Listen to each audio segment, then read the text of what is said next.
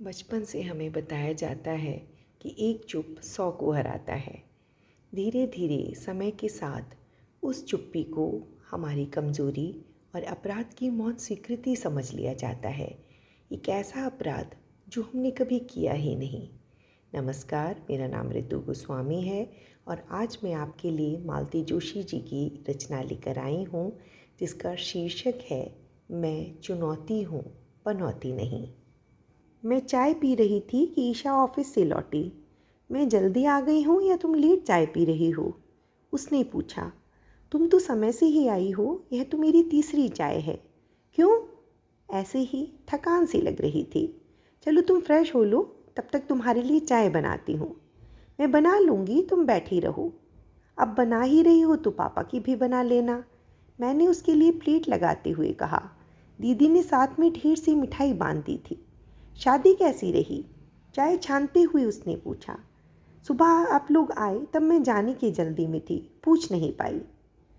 शादी अच्छी रही, रॉयल शादी थी। दोनों भाइयों ने मिलकर पानी की तरह पैसा बहाया था, सो शादी तो अच्छी होनी ही थी। सोनाली कैसी लग रही थी? 10,000 की ब्राइडल और 40,000 की लहंगे के साथ कोई भी लड़की सुंदर ही लगेगी। दूल्हा कैसा है? मुझे सोनाली से तो 21 ही लगा, दिखने में भी और क्वालिफिकेशन में भी। जीजा जी ने जमकर दहेज दिया है, तभी तो ऐसा हीरे जैसा दामाद जुटा पाए हैं। आजकल तो शादियों में करने को कुछ होता ही नहीं है, सारा काम कैटरर्स करते हैं। फिर तुम इतनी थकी सी क्यों लग रही हो? वहाँ तो इससे भी एक कदम आगे वाली बात थी। एक तो इतना महंगा रिसोर्ट, फिर सब काम इवेंट मैनेजमेंट के जिम्मे था। सिर्फ दूल्हा दुल्हन और गहने कपड़े हमारे थे, बाकी सारी व्यवस्था उनकी थी। मैंने तो पहली बार ऐसी शादी देखी। फूल मालाएं, बैंड बाजे, पालकी, कहार, घोड़ा, शहनाई, फोटोग्राफर, स्टेज, आतिशबाजी, सब व्यवस्था इवेंट वालों की थी। खाना भी बहुत अच्छा था, नाश्ता भी हर बार नया था, अलग अलग प्रांतों का था। आखिरी शादी थी ना, जीजाजी ने दिल खोल कर पैसा खर्च किया था। जिनके पास है उन्हें खर्च करना ही चाहिए, इसी बहाने लोगों को रोज़गार मिलता है। इतनी सुंदर शादी हुई है और तुम क्यों इतनी थकी थकी सी लग रही हो? सच कहूँ, आजकल शादी ही क्यों, कहीं भी जाने का मन नहीं होता। क्यों? अरे हर जगह गहने कपड़ों की नुमाइश होती है, ऐसे में अपने अभाव और उभर कर सामने आते हैं। माँ, तुम्ही तो हम लोगों को बचपन से सिखाती रही हो कि अपने पास जो भी है उस पर गर्व करना चाहिए, कभी मन में कॉम्प्लेक्स लाना नहीं चाहिए। और अब तुम खुद? कहने के लिए तो ये बातें ठीक लगती हैं, पर व्यवहार में लाना बहुत कठिन है, खासकर जब कोई सामने से टोक दे। इस बार तो तुम्हारी दोनों छोटी मौसियाँ हाथ धोकर पीछे पड़ गईं। दीदी, यह क्या बाबा आदम के ज़माने की बनारसी साड़ी पहन लेती हो? आजकल कोई पहनता भी है? अब तो बस डिज़ाइनर साड़ियों का चलन है। दोनों कहकर भी चुप नहीं हुई। कस्में दे देकर पूनम ने रिसेप्शन में अपनी साड़ी पहनाई और नीलम ने अपना सेट दिया। सच, इतना बुरा लगा और शर्म भी आई। वह प्रसंग याद करके ही मेरा गला भर आया। मैं चुप हो गई। थोड़ी देर बाद उसास भरकर मैंने कहा, सिर्फ गहनों कपड़ों की बात नहीं है रे। घर में शादी लायक बच्चे होते हैं तो लोग उसके बारे में भी पूछते हैं। अब शुभम की शादी को ही ले लो, मुझे ऐसी डांट पड़ी है कि क्या बताऊं। बड़े भैया और दीदी ने खूब लताड़ा है मुझको। उन लोगों को बुला लेना था। सिर्फ तुम्हारे मामा मौसी ही तो नहीं हैं, रिश्तेदार और भी हैं। तुम्हारी बुआ है, दूर के सही, चाचा हैं, सबको बुलाना पड़ता।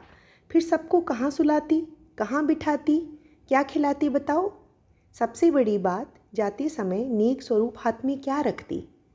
ईशा कुछ कहने को हुई कि बाहर का दरवाज़ा खुला और ये भीतर आए। हम दोनों चुप हो गईं। ये कुछ देर तक हमें घूरते रहे, फिर बोले, क्या हो गया, कौन मर गया? कभी तो अच्छी बातें किया कीजिए, मैंने गुस्से में कहा।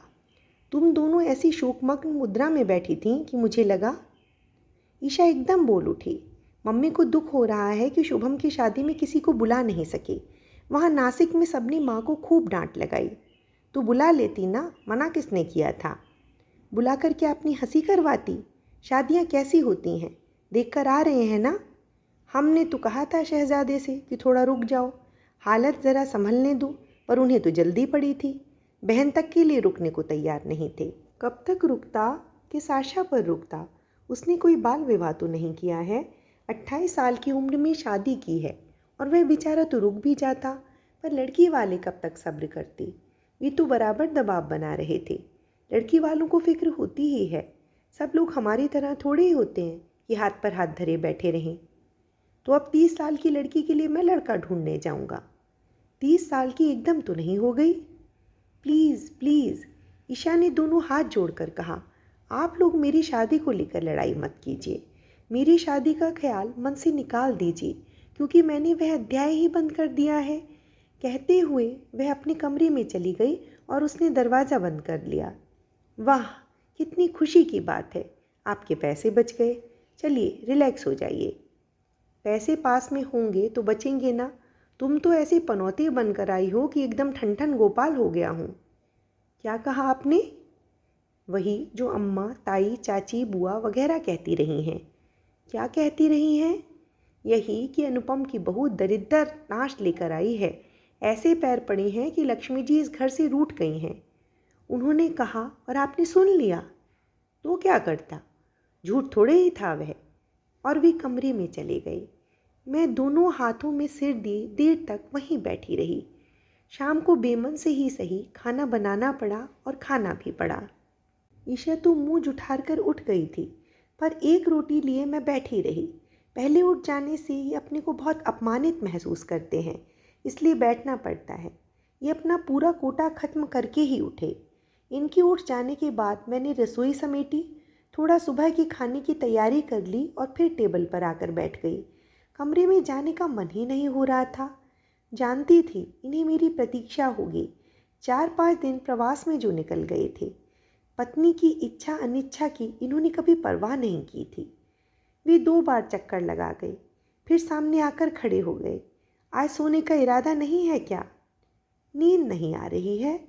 क्यों? बिटिया की बात याद करके छाती फटी जा रही है।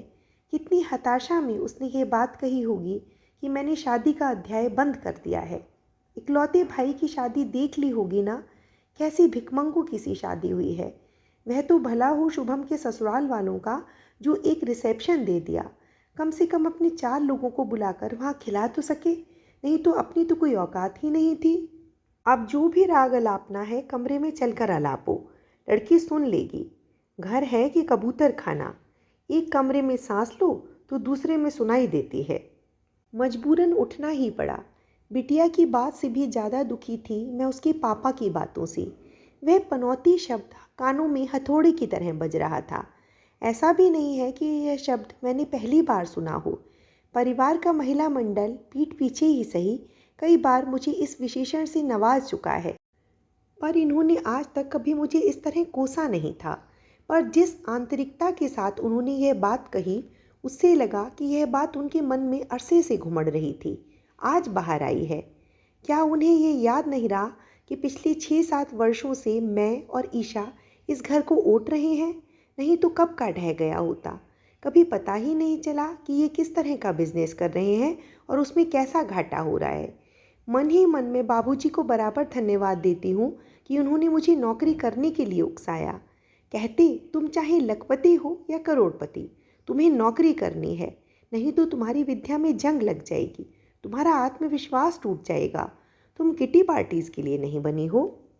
नौकरी मैंने देर से शुरू की, दोनों बच्चों के जन्म के बाद। सौभाग्य से एक स्थानीय कॉलेज में जॉब मिल गया। सरकारी नौकरी में ट्रांसफ़र का चक्कर होता है, यहाँ कोई खतरा नहीं है। वेतन ज़रूर कम है, पर इस समय वही बड़ा सहारा है। दोनों बच्चों को मैंने अपने बलबूते पर पढ़ाया। बाहर जाने के लिए शुभम को स्कॉलरशिप मिली थी, पर उससे पूरा थोड़े ही पड़ता है। मुझे लोन लेना पड़ा, अब वह धीरे धीरे चुका रहा है। मैंने उसकी शादी के बाद उससे कह दिया कि आप इधर की चिंता मत करो, लोन चुकाओ और घर बार देखो। ईशा को शायद इसी बात का टेंशन रहा होगा। शादी के बाद शुभम का हाथ रुक गया है, कल को उसकी भी शादी हो गई तो इस घर का क्या होगा। अपनी ही सोच में डूबी मैं पता नहीं कितनी देर बुद्ध बनी बैठी रही कि सन्नाटे को भेदता इनका स्वर उभरा। अच्छा होता अगर तुम उस कंगले के साथ चली जाती। कौन कंगला? वही जो अभी शादी में मिला था, ब्रजमोहन या मनमोहन, क्या नाम है उसका? वह आदमी आपको कंगला नज़र आता है? जानते हैं, उसका मुंबई में 5 बेडरूम का फ्लैट है, पूना में बंगला है, नासिक के पास फार्म हाउस है, और जिस रिसॉर्ट में सोनाली की शादी हुई है वह उसी की मेहरबानी से मिला है। वह लाइफ मेंबर है वहाँ का।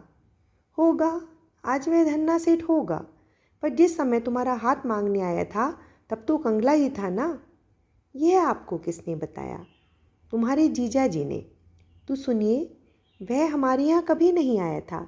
जीजाजी का फुफीरा भाई है, इसलिए वह प्रस्ताव लेकर आए थे। पर उस समय उन लोगों की हालत बहुत खस्ता थी। 2 भाई पढ़ने वाले थे, एक बहन ब्याहने को थी, पिता थे नहीं, इसलिए बाबूजी ने इनकार कर दिया। हाँ, तुम्हारे बाबूजी ने कहा था कि ऐसे फटीचर लोगों की बारात मेरे दरवाजे नहीं आएगी। तो जीजाजी ने आपको यह भी बता दिया? समझ गई। जीजाजी बाबूजी की बात को मन में लेकर बैठ गए होंगे। आज इतने सालों बाद जब स्थितियां पलट गई हैं तो उन्हें अपनी खुन्नस निकालने का अच्छा मौका मिल गया। उनकी बात से इन्हें मुझे कोसने का अच्छा अवसर मिल गया। अब ये अपनी सारी हताशा मुझ पर उड़ेल रहे थे। बाबूजी ने सचमुच मेरे साथ बहुत बड़ा अन्याय किया। उसके घर ब्याही जाती तो कोई खास फर्क नहीं पड़ता। कड़का था, थोड़ा और कड़का हो जाता बस। पर यहाँ तो मैं पूरी तरह बर्बाद ही हो गया ना। वह आदमी मिट्टी से सोना निकाल रहा है और यहाँ सोना भी मिट्टी हुआ जा रहा है। उसका हर बिजनेस फल फूल रहा है और यहाँ घाटे का रिकॉर्ड बन रहा है। वह हर शहर में बंगले बना रहा है, फार्म हाउस खरीद रहा है और यहाँ ज़मीन बिक गई। तुम्हारी कृपा से बंगला भी गिरवी पड़ा हुआ है। इस दड़बे में गुजारा कर रहा हूँ। किसी को घर बुलाते भी शर्म आती है। पता नहीं क्यों तुम्हारे बाबूजी ने मेरे साथ ही नाइंसाफ़ी की, मुझे कहीं का नहीं छोड़ा। वे अनवरत बोले जा रहे थे। उनका प्रलाप सुनकर मुझे डर लगा कि कहीं इन्हें दौरा तो नहीं पड़ा है। सुन रही थी और रो रही थी। इनके जाने के बाद भी मेरे आंसू जारी थे। मैंने उन्हें रोकने की भी कोशिश नहीं की। मैं अब मन ही मन जीजाजी को कोस रही थी कि उन्होंने पता नहीं मुझसे किस जन्म की दुश्मनी निकाली थी। पता नहीं पति नाम के इस शख्स को क्या क्या बताया है कि वह अब ईर्ष्या में जल भुनकर खाक हो रहा है। सुबह नींद जरा देर से ही खुली। किचन में जाकर देखा केतली में चाय बनी रखी थी और सिंक में 2 कप थे। मतलब ईशा चाय पीकर नहाने चली गई है और उसके पापा रोज़ की तरह मॉर्निंग वॉक पर निकल गए हैं। चाय पीकर मैंने नाश्ता बनाया, अपना और ईशा का टिफ़िन तैयार किया और इनके लिए सब्जी छौंक दी। गायत्री दोपहर में गर्म रोटी उतार देती है। ईशा तैयार होकर बाहर आई, बोली, तुम्हारी आंखें क्यों सूजी हुई हैं? रोई थी या सोई नहीं? दोनों ही समझ लो। क्यों, अब क्या हो गया? तुम्हारे पापा ने रात भर मुझे सोने नहीं दिया। पूरे समय मुझे कोसते रहे कि मैंने उन्हें बर्बाद कर दिया, तबाह कर दिया। मैं उनके जीवन में पनौती बनकर आई हूँ। मेरे पैर घर में पड़ते ही लक्ष्मी रूठ कर चली गई। और भी न जाने क्या क्या वो कहते रहे और तुम सुनते रही। तो और क्या करती? जो सच है उसे तो स्वीकार ही करना पड़ता है ना। यह कौन सा सच है और तुम ऐसी बातों पर विश्वास करती हो? विश्वास करना पड़ता है बेटा, प्रत्यक्ष प्रमाण सामने जो है। जब मेरी शादी हुई थी तो इन लोगों की गणना रईसों में होती थी। 4 बहनों में सबसे ऊंचा घर मेरा था। बहनें रश्क करती थीं और अब देख लो। पर इसमें तुम्हारा क्या दोष है?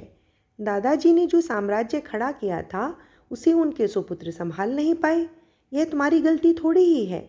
यह 21वीं सदी है मम्मा। ऐसे दकियानूसी ढंग से मत सोचो। तुम चुपचाप सुन लेती हो इसलिए सामने वाले का हौसला बढ़ जाता है। अपनी नाकामयाबियों के लिए वे तुम्हें जिम्मेदार ठहरा रहे हैं। इस इल्ज़ाम का जवाब दो, जवाब दो और जवाब मांगो। ईशा नाश्ता समाप्त कर उठ ही रही थी कि उसके पिताजी आ गए।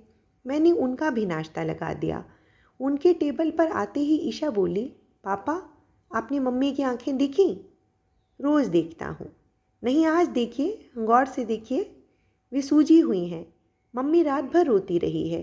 तो क्या आपने उन्हें रुलाया है? पापा, आप ऐसे क्यों कर रहे हैं? अपना फ्रस्ट्रेशन मम्मी पर क्यों उतार रहे हैं? अपनी असफलताओं के लिए उन्हें क्यों दोष दे रहे हैं? इनका चेहरा एकदम लाल हो गया।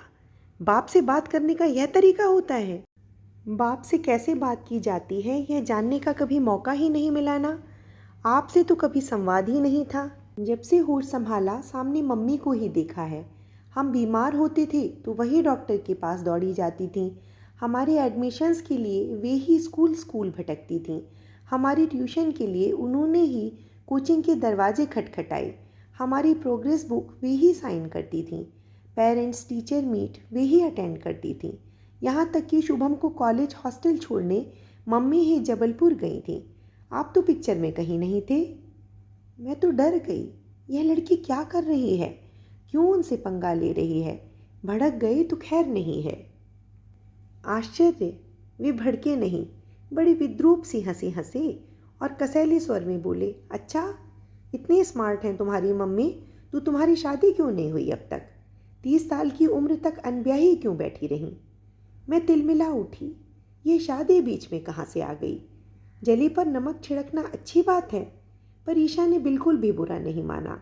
एक एक शब्द पर जोर देते हुए शांत स्वर में बोली, वह इसलिए पापा कि हिंदुस्तान में लड़के वाले चाहते हैं कि लड़की का बाप अगर जिंदा है तो वही आकर बात करे। बदतमीज़ लड़की। वे एकदम भड़क उठे। नाश्ते की प्लेट परे फेंक कर वे एकदम खड़े हो गए। वे ईशा की ओर झपटे ही थे कि मैंने उनका हाथ थाम लिया। क्या कर रहे हैं? जवान लड़की पर हाथ उठा रहे हैं? करने दो मम्मी, बाप होने का कुछ तो फ़र्ज़ अदा करने दो। निकल जा मेरे घर से, अभी इसी वक्त दफ़ा हो जा। ये ज़ोर से चीखे। मैंने हाथ पकड़ रखा था इसलिए चीखने के सिवा और कुछ कर नहीं पाई। ईशा ने शांत भाव से कुर्सी की पीठ पर रखा अपना पर्स उठाया और बाय मम्मी कहते हुए चल पड़ी। मैं जैसे तंद्रा से जागी। बेटा, टिफ़िन लेकर उसके पीछे पीछे गई। तब तक वह अपनी एक्टिवा पर बैठकर फुर्र हो चुकी थी। मैं पत्थर बनी दरवाजे पर कुछ देर खड़ी रही, फिर कुर्सी पर आकर बैठ गई। रात के रुके हुए आंसू फिर एक बार बहने लगे। कुछ देर बाद ये सामने आकर खड़े हो गए। इतना मातम करने की ज़रूरत नहीं है, कमाऊ लड़की है, कैंटीन में खा लेगी। इतना गुस्सा आया मुझे, यह आदमी है कि पत्थर? कोई भी व्यक्ति इतना संवेदन शून्य कैसे हो सकता है? उस व्यक्ति के प्रति एकदम इतना तिरस्कार जागा मन में कि बात करने की भी इच्छा नहीं हुई। तैयार होकर जब निकली तो रोज़ की तरह उनसे यह भी नहीं कहा कि निकल रही हूँ, आप खाना खा लेना। आधे रास्ते में याद आया कि टिफ़िन भूल आई हूँ। कॉलेज पहुंचकर गायत्री को फ़ोन कर दिया कि दोनों टिफ़िन खाली करके खाना फ्रिज में रख देना। अच्छा था कि शनिवार था, बच्चों की छुट्टी थी तो पढ़ाने का टेंशन नहीं था। पर शनिवार को प्रिंसिपल मैडम इतनी सारे फालतू काम निकाल देती हैं कि तबीयत पस्त हो जाती है। स्टाफ को मुफ्त में वेतन देना मैनेजमेंट को रास नहीं आता शायद। घर लौटी तो शरीर और मन दोनों से निढाल हो चुकी थी। खाने की प्लानिंग कर रही थी कि याद आया सुबह की सब्जी पराठे रखे तो हैं, दाल चावल गरम बना लूँगी। फिर मैंने 2 कप अच्छी चाय पी और थोड़ी देर जाकर लेट गई। मुझे आराम की सख्त ज़रूरत थी। शाम को किचन में गई तभी ईशा काम से लौटी। बोली, मम्मा मेरा खाना मत बनाना, मुझे भूख नहीं है। समझ गई कि सुबह की बात पर नाराज़ है। सोच लिया कि अभी कुछ नहीं कहूँगी, बाद में चुपचाप कमरे में खाना दे आऊँगी। कहूँगी कि अन्न पर गुस्सा नहीं निकालते, पाप लगता है। हम लोग खाने बैठे तो इन्होंने कहा, तुम्हारी लाडली अभी तक लौटी नहीं क्या? उसे भूख नहीं है। उन्होंने थाली की ओर देखा और बोले, आज बासी ईद है कि बासी दशहरा? सुबह की ही तो सब्जी है, इसे बासी नहीं कहते। हमारे यहाँ तो कहते हैं। मैं समझ गया तुम्हारी लाडली को भूख क्यों नहीं है। खाना देखकर ही भाग गई होगी। कहीं ऐसा तो नहीं कि बिटिया को भूख नहीं है इसलिए तुमने कुछ बनाने की जहमत नहीं उठाई। गरम दाल चावल बनाए तो हैं, तो मुझे बस वही दे देना। मैंने निर्विकार भाव से उन्हें दाल चावल परोस दिए। यह नहीं कहा कि रुकिए, अभी गरम फुल्के उतार देती हूँ। अपने व्यवहार पर मुझे खुद आश्चर्य हो रहा था। हमने बस शुरू किया ही था कि दरवाजे की घंटी बजी। मैं उठने को थी कि ईशा कमरे से निकली। मम्मी तुम रुको, मैं देखती हूँ। वह भीतर आई तो उसके हाथ में कागज़ का बड़ा सा डिब्बा था। समझ गई, पिज़्ज़ा मंगवाया होगा। मन ही मन खुशी भी हुई, लड़की भूखी नहीं रहेगी। लेकिन ये तो नक गए। दाल रोटी की भूख नहीं है रानी जी को, पिज्ज़ा खाएंगी। मुझे ताव आ गया। यह सब आपकी ही मेहरबानी है। सुबह वे टिफ़िन छोड़कर चली गई थी, अब बाज़ार से मंगवा कर खा रही है। इसका कारण जानते हैं ना? सुबह आपने उसे घर से निकल जाने के लिए कहा था। कौन खुददार लड़की इसके बाद घर पर खाना खाएगी? इतनी नाक वाली है तो चली जाए ना, और कहीं यहाँ क्यों डटी हुई है? उसी समय ईशा शायद पानी लेने के लिए बाहर आई। मुझे डर हुआ, कहीं उसने पापा की बात सुन तो नहीं ली। मेरा डर सच निकला। फ्रिज में से बोतल निकालकर वह टेबल के सामने आ खड़ी हुई और बोली, चिंता मत कीजिए पापा, जल्दी ही चली जाऊंगी। पर वो क्या है ना कि मकान हाट बाजार में नहीं मिलते, ढूंढने पड़ते हैं। ढंग का मकान मिलते ही आपका घर खाली कर दूंगी, इत्मीनान रखिए। तभी वह कमरे में चली गई और दरवाज़ा बंद कर लिया। ये संस्कार दिए हैं तुमने? ये दांत पीस कर बोले। लड़की हर बात की तुर्की बितुर्की जवाब दे रही है।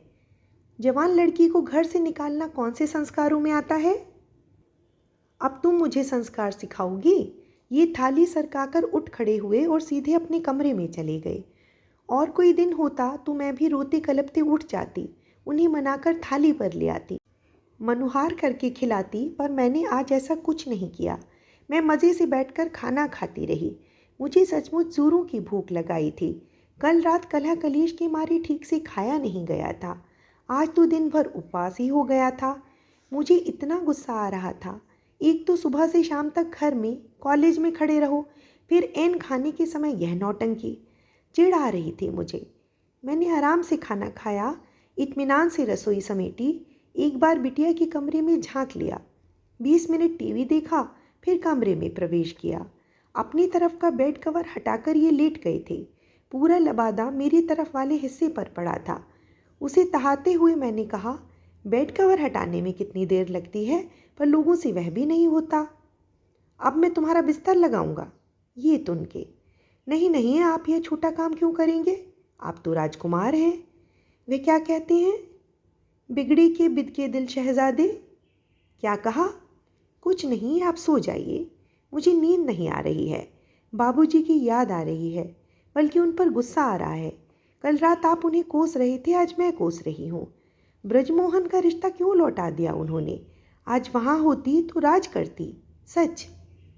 आपने उसकी बीवी को देखा था? उफ, क्या ठाठ थे, क्या जलवा था। हर फंक्शन पर साड़ियाँ तो खैर सभी बदल रही थीं, पर ये मेहम साहब हर साड़ी के साथ मैचिंग ज्वेलरी, पर्स और सैंडल्स भी बदल रही थीं। एक आया हमेशा साथ रहती थी। ट्रे में उसके कपड़े सेट वगैरह रखकर लाई थी। बालों में फूल टाँकती थी, सैंडल के स्ट्रेप्स तक बांधती थी। बिल्कुल रानी महारानियों की से ठाठ थे उसके। और एक हम हैं जो सुबह से शाम तक खट रहे हैं, थैंकलेस जॉब।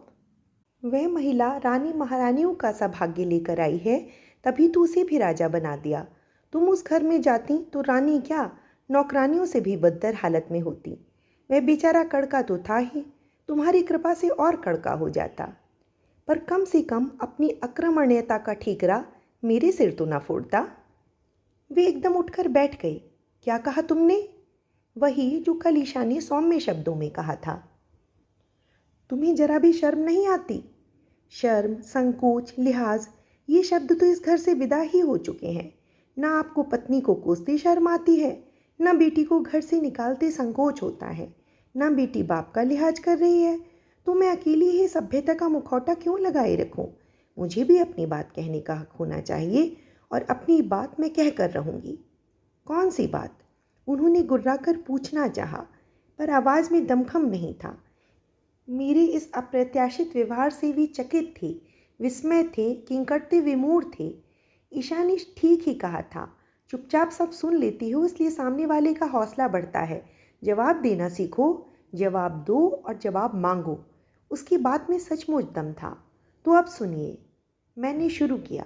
आपकी माताजी का कहना था कि मैं अपने साथ दलिद्दर लेकर आई हूँ। शायद आप भी उस राय से इत्तेफाक रखते हैं। तो आपको बता दूं, मैं दलिद्दर नहीं, 15 तोला सोना और 32 साल पहले वाले 50,000 लेकर आई थी। आज उसका हिसाब मांगू तो क्या दे सकेंगे? वह मेरा स्त्री धन था, कानूनन उस पर मेरा हक था।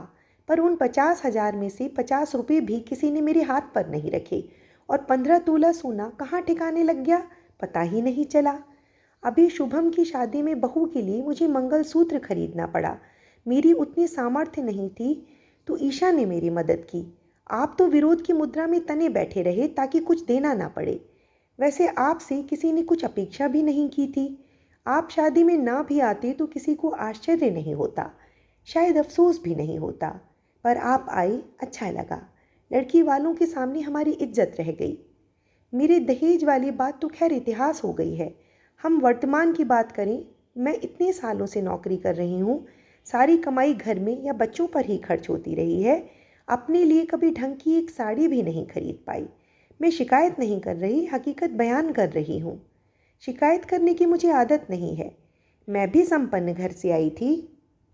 अभावों की मुझे भी आशा नहीं थी, पर मैंने परिस्थिति से समझौता कर लिया। चेहरे पर शिकन नहीं आने दी। अपने घर और बच्चों के लिए जो कुछ बन पड़ा किया, कर रही हूँ।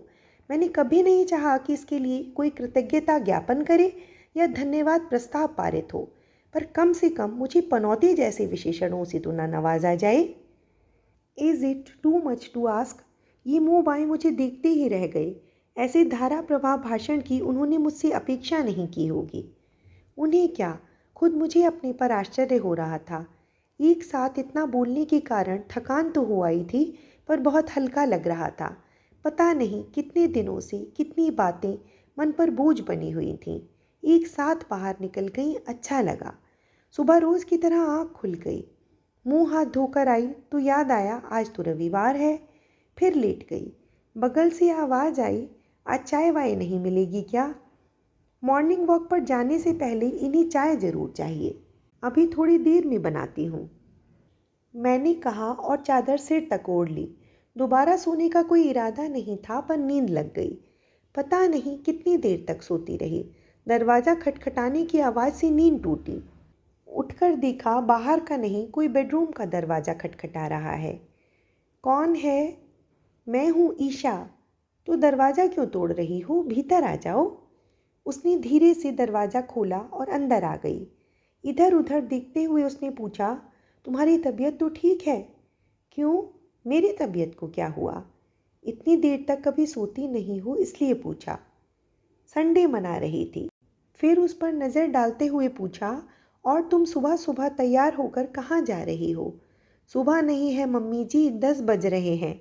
और फिर वह एक स्टूल खींचकर मेरे सामने बैठ गई। दरअसल मैं रत्ना के यहाँ शिफ्ट हो रही हूँ। अभी तो सिर्फ कपड़े लेकर जा रही हूँ। घर मिल जाएगा तब बाकी सामान ले जाऊँगी।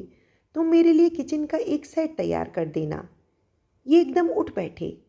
इतनी खुद मुख्तार हो गई हो तुम, किसी से पूछने की भी ज़रूरत नहीं समझी। पूछने की ज़रूरत क्या है पापा? आप ही ने तो कल घर से निकल जाने का हुक्म दिया था। पापा उसे सिर्फ घूरते रह गए। क्या बोलते? कैसे जा रही हो? मैंने पूछा। टैक्सी से। तुम लोगों के उठने की राह देख रही थी। अब बुक कर लेती हूँ। उसने जैसे ही मोबाइल निकाला, मैंने उसके हाथों से छीन लिया। यह क्या कर रही हो? तुम कहीं नहीं जाओगी। मम्मी, रत्ना मेरा वेट कर रही होगी, उससे मैं निपट लूँगी।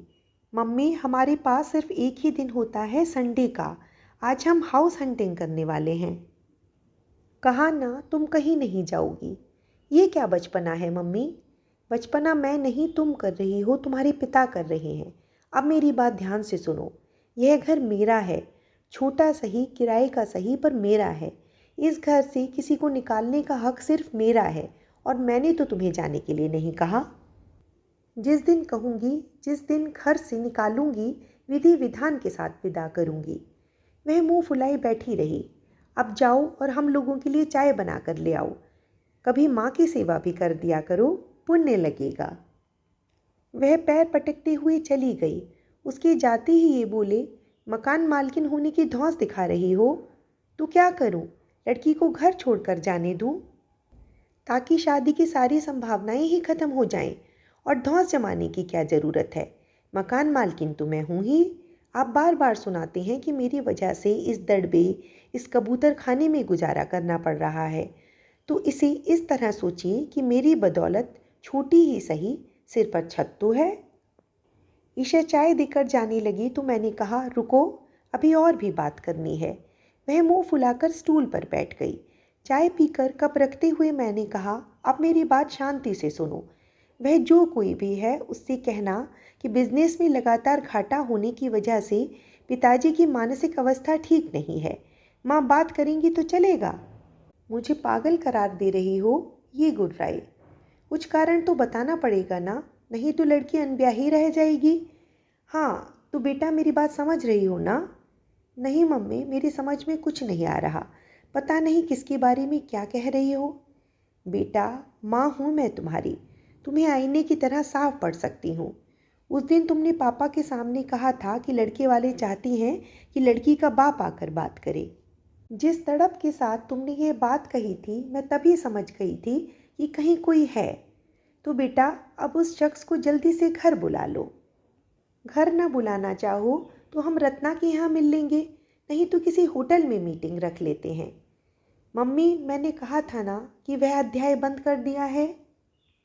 हाँ कहा था, पर यह तुम नहीं, तुम्हारी हताशा बोल रही थी। छोटे भाई की शादी पहले हो जाने से शायद तुम डिप्रेशन में आ गई थी, पर इतना हताश होने की ज़रूरत नहीं है। 30 की उम्र कोई बहुत ज़्यादा नहीं होती। आजकल आम शादियाँ इस उम्र में होती हैं। हमारा 18-20 साल वाला ज़माना गया। हाँ पर अब इससे ज़्यादा देर नहीं होनी चाहिए। तुम्हारे पापा ने चैलेंज दिया था ना कि मम्मी अगर इतनी स्मार्ट है तो तुम्हारी शादी क्यों नहीं हो सकी। तो हम अब उस चैलेंज को स्वीकार करते हैं और जल्दी से जल्दी तुम्हारे हाथ पीले करते हैं। अब जाओ और सामान वापस कमरे में रखो, मैं अभी नाश्ता बनाती हूँ। फिर चाहे तो संडे मनाने के लिए रत्ना के यहाँ चली जाना। हाँ और यह लो अपना फ़ोन रखो। मुझे तो एकदम हाशिए पर डाल दिया तुमने, शायद पागल साबित करके ही दम लोगी। वह काम तो आप खुद ही कर रहे हैं। मतलब? पता नहीं कब कितने साल पहले जीजाजी मेरे लिए एक प्रस्ताव लाए थे जिसे बाबूजी ने नकार दिया था। जीजाजी उस बात को मन में लेकर बैठ गए थे। अब इतने सालों बाद उन्हें मौका मिला तो उन्होंने अपनी सारी खुन्नस निकाल ली, अपना अपमान भुना लिया। आप जैसा सॉफ्ट टारगेट जो उन्हें मिल गया था, और उस बहाने आपको भी सारी हताशा मुझ पर उड़ेलने का बहाना मिल गया। पिछले 3 दिनों से आप यही तो कर रहे हैं। यह पागलपन नहीं तो और क्या है। ईमान जी, जो दुर्बल और कमज़ोर होते हैं ना, वे ही अपने को ढांपने के लिए ऐसे बहाने ढूंढा करते हैं। जिनके पास पुरुषार्थ होता है वे भाग्य को कोसते नहीं हैं, भाग्य से दो दो हाथ करते हैं, अपने दमखम से पहाड़ काट कर रास्ता बना लेते हैं। एकाएक कमरे में मेरा दम घुटने लगा। मैं बाहर निकल आई। ईशा कुर्सी पर बैठी पेपर पढ़ रही थी। क्या लेक्चर दे रही थी? उसने पूछा। दबी हुई राख को कुरेद रही थी। शायद कोई चिंगारी मिल जाए जो आग पकड़ ले। वह हंस दी। बुझे हुए शोलों को हवा देने की कोशिश मत करो। जाओ जाकर नहा लो, मैंने नाश्ता ऑर्डर किया है। मैंने उसे गौर से देखा। एक अरसे बाद उसका चेहरा तनाव रहित नजर आया, तनाव रहित और खिला खिला सा। मैंने तो अंधेरे में तीर चलाया था, पर सचमुच कहीं कोई था। अभी आपने सुनी मालती जोशी जी की कहानी मैं चुनौती हूँ पनौती नहीं। यदि आप लोगों को मेरा कहानी कहने का तरीका अच्छा लगा हो तो कृपया मेरे चैनल को सब्सक्राइब करके इस कहानियों के सफ़र में मेरे साथ बने रहिए।